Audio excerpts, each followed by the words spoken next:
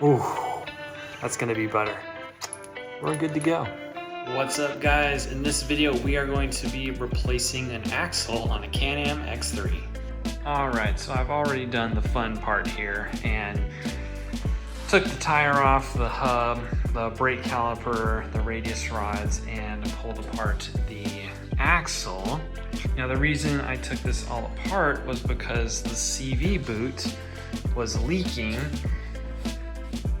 right here around this connection, and it just kept flinging grease on the other side, obviously, and I repaired it a couple times and it just kept leaking. So I decided to take it apart and look at it a little bit closer.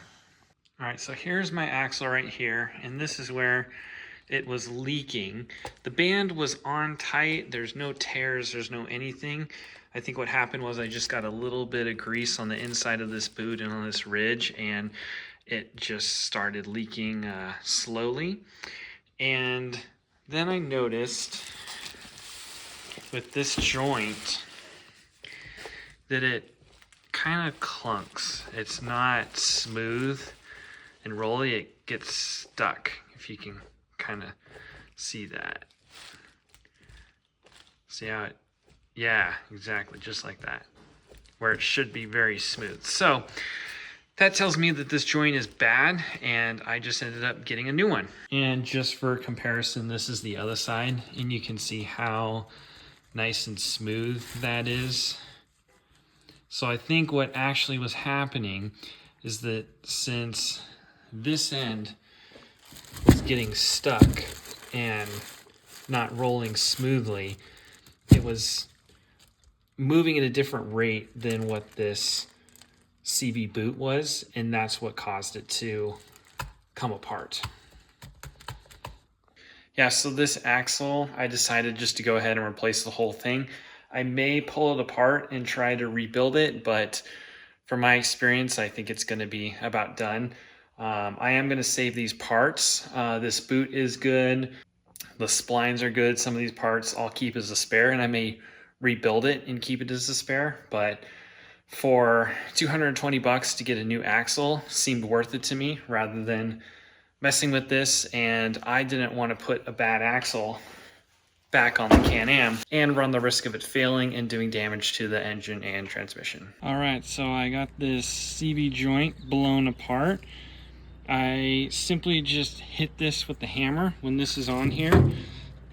There's this little keeper ring right here, and you just hit it. So just grab your hammer and you just hit this right on the edge right there, and you whack it hard enough that it just pops out. And same way when you're putting these back on, you just line it up, make sure the splines are in, get it started, and then what I like to do is hold it vertical and then just kind of tap it down.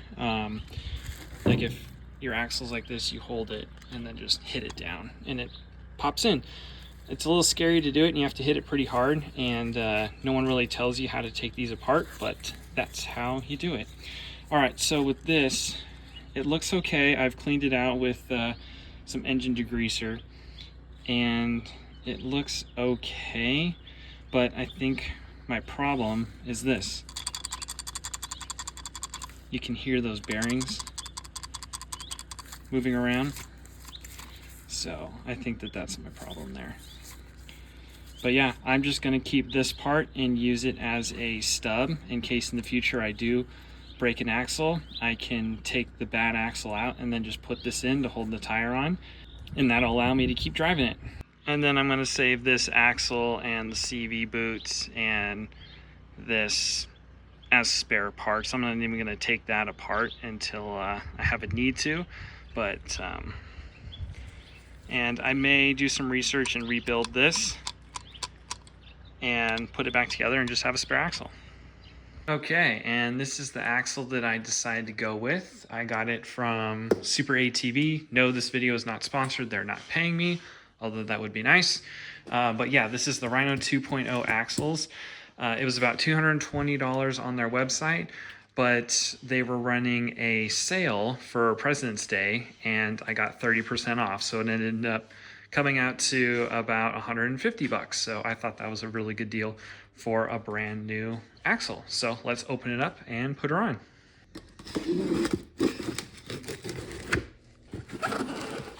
Built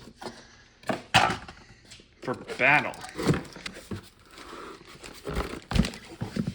Careful when we do this so we don't cut the boot or anything. Yeah. All right, and there we go.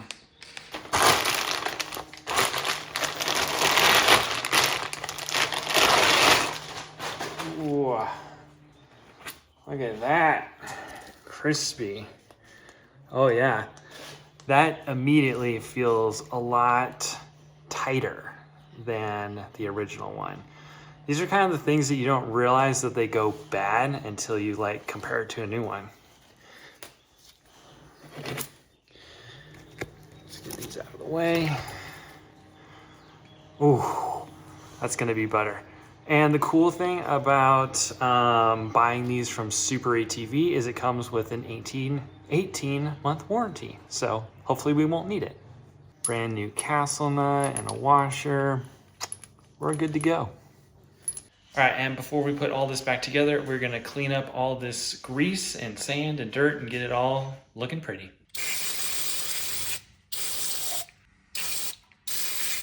I'm sure it's not gonna hurt anything if you did get it inside that channel, this little hole, but we're gonna try not to. I like to get this area nice and clean around the frame and all this anytime I work on this area. That way, if for some reason it does start leaking again, I'll be able to tell. Because if you don't clean it up and then you do end up having another leak, like you didn't solve the problem, it's a little bit hard to tell. You're like, is that grease from before, or is she having a problem again? So I think I'll go ahead and do these radius rods because they got a little grease on it too.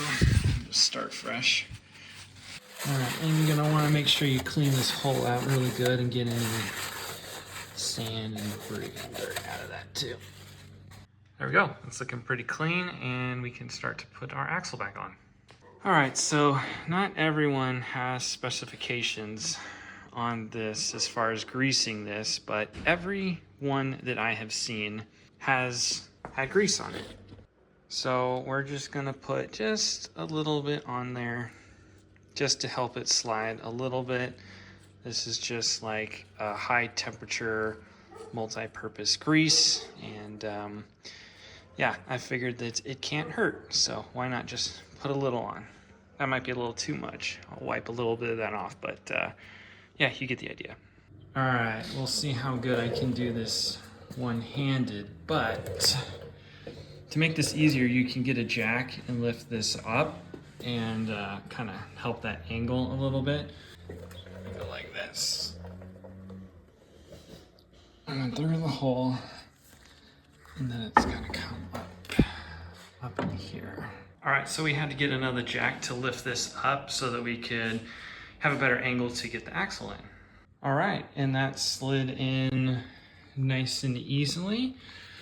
You just have to kind of rotate it side to side a little bit so that those teeth and splines line up, and then give it like a little push and it pops in, and you'll feel it and you can tell when it pops in. But yeah, that's looking good and ready to build the hub back in.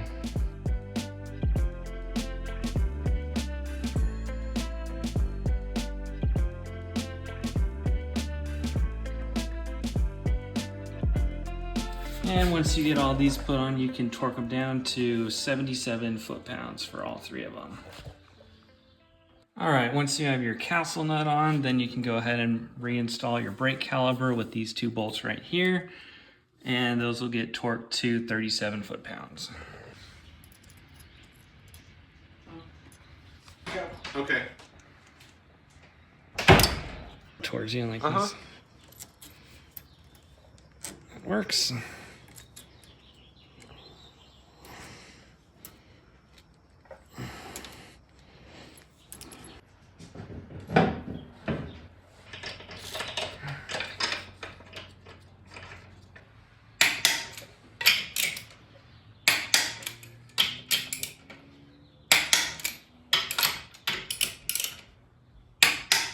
All right, there we go. All right, and there we go. We have our axle changed and we are ready to go.